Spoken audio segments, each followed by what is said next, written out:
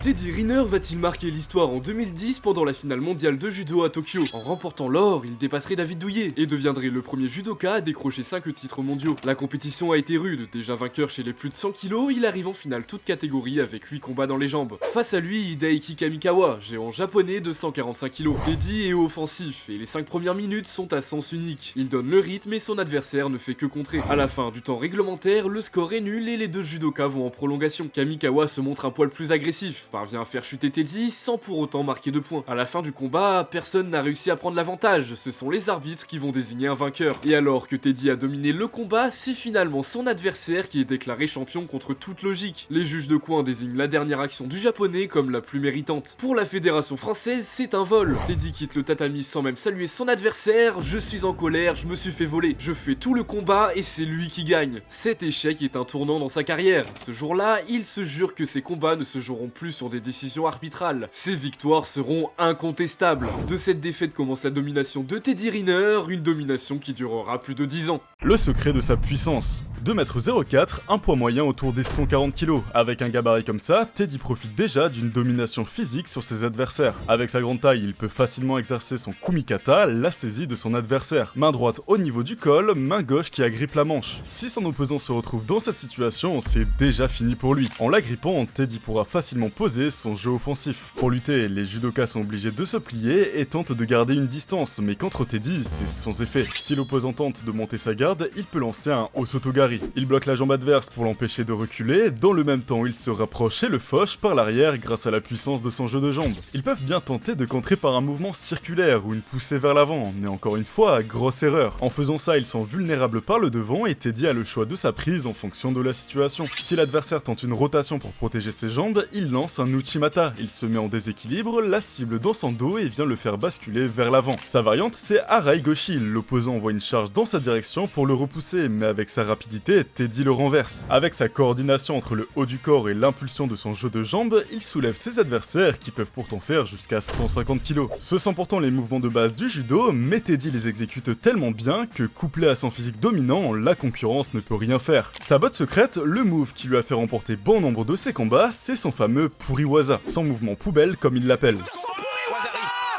Teddy le nomme comme ça parce que esthétiquement c'est 0, mais le résultat est dévastateur. Il agrippe à la ceinture son opposant pour augmenter son contrôle et se laisse chuter en arrière en l'emportant avec lui. C'est une technique risquée, le temps d'emporter son adversaire avec lui, il pourrait se faire contrer, mais son mouvement est tellement perfectionné que rien n'est laissé au hasard. Avec sa jambe et son bras, il bloque les seules possibilités qu'aurait son adversaire. Mais sa domination physique, c'est pas la seule raison de sa puissance. Chez les plus de 100 kg, les judokas travaillent habituellement au contact et cherchent une ouverture pour marquer. Teddy est un cas à part, son plus grand atout c'est sa mobilité, l'agilité d'un poids moyen dans le corps d'un poids lourd. Il fait bouger ses adversaires pour les fatiguer et placer son jeu offensif. Un dynamisme comme ça se travaille, plus de 6 heures par jour, séparé en 3 entraînements bien distincts. Préparation physique, footing, musculation, sur ça il a révolutionné la façon de faire. Là où les judokas se contentaient d'un simple coach qui gérait tout, Teddy s'est entouré d'une personne assignée à chaque tâche. Préparateur, sparring partner, coach, chacun connaît son rôle et n'empiète pas sur celui du voisin. Teddy le dit lui-même, sans eux, il ne serait pas le judoka qu'il est aujourd'hui. Séparer chaque élément, ça lui permet d'être plus précis, ses objectifs sont mieux définis et son évolution est parfaitement encadrée. Tout ça l'a rendu imbattable, une domination totale qui a carrément contraint des judokas à changer de carrière. En France, la fédération n'envoie qu'un seul représentant par catégorie. Du coup, si vous concourez en plus de 100 kg, vous étiez l'éternel second pendant plus de 15 ans. Certains ont perdu plus de 20 kg pour changer de catégorie, d'autres se sont lancés dans le rugby. C'est le cas de Sven Olsinger, ancien grand espoir du judo français qui a seulement 21 ans a dû envisager une autre carrière pour ne pas rester dans l'ombre du grand Teddy. S'il est le champion que l'on connaît, c'est surtout grâce à son mental. Les sportifs qui disent que tout va bien, ça n'existe pas. La pression est immense, les médias et les réseaux amplifient tout, c'est facile de faire un burn-out. C'est par exemple le cas du capitaine de l'équipe de France de handball, Valentin Porte, qui a justement préféré s'éloigner du sport le temps d'aller mieux. Teddy a bien compris l'enjeu, travaille son mental avec la même psychologue depuis des années, sans elle, il aurait déjà stoppé sa carrière depuis longtemps. C'est à 14 ans qu'il se rend compte de l'importance de la santé mentale. À une époque où avoir des failles est tabou, il ose prendre la parole et veut faire changer les choses. Aujourd'hui, Teddy est un précurseur sur cet aspect et de plus en plus de sportifs en parlent librement, comprenant qu'avant d'être des athlètes de haut niveau, ce sont des humains qui ont le droit de douter.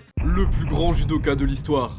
Après sa défaite aux mondiaux de 2010, Teddy veut changer. Quand il revient sur les tatamis pour le Grand Slam de Paris en 2011, il est en mission. Ce tournoi international organisé en parallèle des championnats du monde est très important pour les judokas. Comme au tennis, réussir à remporter la victoire sur les 4 événements organisés chaque année, et c'est le Grand Chelem. Un bel aboutissement pour un judoka. Sur cette compétition, il a l'occasion de prouver. Devant lui se dresse un nouveau Kamikawa, son bourreau 6 mois auparavant. Dans une salle en feu, ce qui devait être un combat acharné se transforme en un véritable massacre. Teddy terrasse son adversaire en un peu plus d'une minute. Tellement à l'aise, il l'emporte sur une clé de bras, synonyme de soumission. La pire des défaites pour un japonais. Le combat est à peine terminé que Teddy se lève et va poser devant le tableau des scores. L'humiliation est totale. Désormais, ce sera le même tarif pour tout le monde. Le judo est prévenu, ce jour marque le début de l'une des plus longues séries d'invincibilité de l'histoire de ce sport. Sa défaite de 2010 l'avait également privé d'un 5e titre de champion du monde, un record que Teddy a dans le viseur depuis le début de sa carrière. Alors, quand les mondiaux démarrent en 2011, il n'a qu'un seul objectif, l'or. Son chemin jusqu'à la finale est un sans faute. 6 combats, 6 hippons. Le score maximal que peut obtenir un judoka quand il parvient à faire chuter son adversaire sur le dos. Teddy maîtrise à la perfection et sur l'écart. C'est en seulement 33 secondes qu'il écrase son adversaire. Il est intouchable contre l'allemand Tolzer. Dans l'ultime combat, c'est la même. Le dominant de bout en bout, terminant en faisant le spectacle.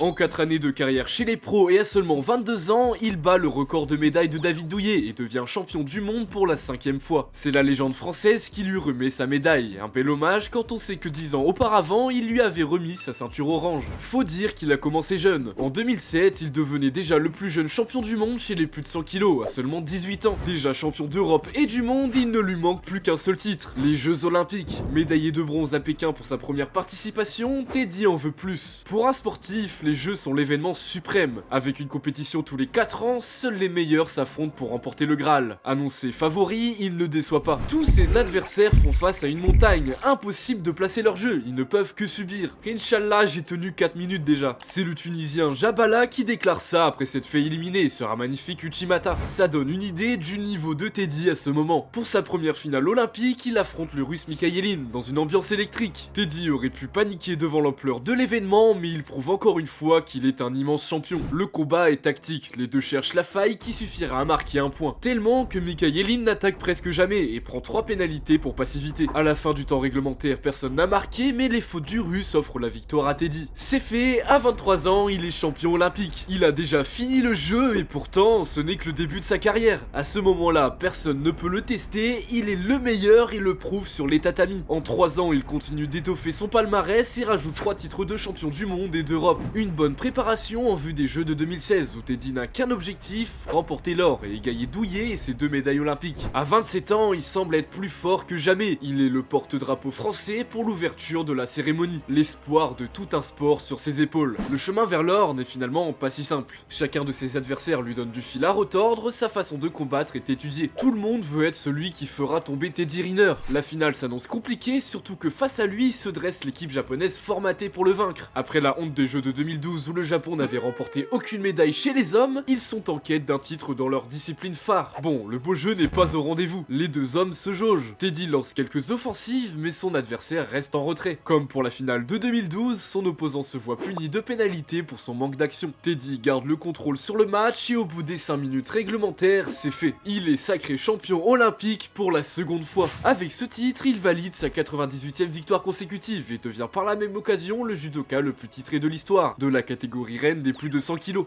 Jeux Olympiques de Tokyo, un record à aller chercher. Sur le toit du monde, il n'a plus rien à prouver. Pendant un an, il s'éloigne, ne combat pas, faut dire qu'à 28 ans, son corps n'est plus le même. À l'entraînement, il s'est blessé dans le bas du dos et se fracture une côte. Avec son gabarit, n'importe quelle blessure peut vite empirer si elle n'est pas traitée sérieusement. Bon, ça ne change pas grand chose à sa domination. En 2017, il ajoute 2 titres de champion du monde à son palmarès. Pour la finale, il nous offre même l'un des plus beaux hippons de sa carrière, qui malheureusement ne sera pas validé par les arbitres qui jugent que le judoka ne retombe pas sur le dos. Teddy commence à bien choisir les compétitions auxquelles il participe, l'idée c'est de se préserver en vue des Jeux de Tokyo où il vise sa 3e médaille d'or. Comme dernier entraînement, il participe au Grand Slam de Paris. À la maison, il est là pour faire kiffer son public, il remporte la victoire sur les 2 premiers tours et affronte ensuite le japonais Kokoro Kageura. Ce qui devait être un combat comme les autres se transforme en un moment dont il se souviendra longtemps. Après 154 victoires et presque 10 ans d'invincibilité, Teddy Riner perd son premier combat. Pourtant, bien entamé, il tente un Uchimata pour prendre l'avantage. Sur son mouvement, il ne tire pas assez l'adversaire et perd l'équilibre, ça offre aux japonais une possibilité de le contrer et par la même occasion de rentrer dans l'histoire. Cette défaite lui a fait du bien, rester invaincu aussi longtemps, ça met une pression mentale difficile à gérer. En perdant, il a pris conscience de ce qui lui manquait pour remporter un 3e titre olympique. Donc quand la compétition démarre en 2021, Teddy est prêt. Il entame sa route vers l'or de la meilleure des manières. Au premier tour, il termine son combat sur un hippon en moins de 2 minutes. Au suivant, il manque de se faire surprendre au second tour, mais son expérience de jeu lui offre la victoire. Avec un Waza-Hari bien placé sur la fin du combat, il parvient à venir à bout de son adversaire. La médaille lui semble promise, sur l'écart il fait face au russe Bachev, presque 30 cm de moins. Pourtant, le combat est plus compliqué que les autres, le russe prend son temps, il joue avec le feu et risque les pénalités, arrive à emmener Teddy dans le golden score. Sur cette période, n'importe quelle erreur peut être fatale. Bachev fait tomber le français au bout de 29 secondes sur un contre raté, le public retient son souffle le temps que les arbitres délibèrent. Rapidement, le résultat tombe, défaite de Teddy Riner, il ne remportera pas l'or cette année. Malgré tout, il est victorieux sur les repêchages, dispute un ultime combat pour le bronze, Teddy est solide. Jamais inquiété, il pousse son adversaire à commettre des fautes, au bout de 3 pénalités, son opposant s'avoue vaincu et Teddy arrache une nouvelle médaille. Ces jeux ne sont pas un échec pour Teddy, bien au contraire, le judo français décroche une médaille d'or par équipe mixte, une nouvelle épreuve inaugurée pour la compétition. 6 judokas, 3 hommes et 3 femmes, chacun dans une catégorie différente, s'affrontent. Une victoire apporte 1 point et le premier pays à 4 points passe au tour suivant. Avec cette nouvelle victoire, Teddy passe un cap dans l'histoire du judo. Il devient le second judoka à remporter 5 médailles sur les Jeux Olympiques. Ça fait aussi de lui le 3e sportif français à avoir remporté 3 fois l'or sur des éditions différentes. Un record qui n'est pas prêt de tomber. Une longévité comme la sienne, c'est unique. Plus de 16 ans de carrière chez les pros, 10 titres de champion du monde, 5 d'Europe. Après cette défaite, beaucoup pensaient sa carrière terminée, pourtant en 2023, il participe à nouveau au championnat du monde et gagne son 11e titre. Et il a l'occasion de marquer l'histoire encore un peu. Avec les Jeux de Paris en 2024, il compte bien aller chercher un 3e titre olympique à la maison. Aujourd'hui, il n'a plus rien à prouver, il le dit lui-même, à ce stade, ce n'est que du bonus. Le principal, c'est de faire plaisir au public français qui sera là pour l'encourager. C'est aussi ça, Teddy Riner, une personnalité adorée, un homme qui a passé toute sa carrière à représenter fièrement son pays sur les plus hautes marches des podiums. Son amour pour la France et ses sportifs, il compte bien le développer après sa carrière. Depuis des années, Teddy est aussi businessman et prépare le futur du sport. Avec TNT Global Management, une entreprise fondée avec son ami Tony Parker, il souhaite monter une agence sportive qui soutient et accompagne les athlètes de demain. Parce que si la France est bien contente de remporter des médailles et autres titres, elle laisse souvent tomber ses représentants après leur carrière. Teddy veut faire changer les choses, et quand on voit toute son implication, c'est certain que parmi les GOAT du sport français, il tient une place importante.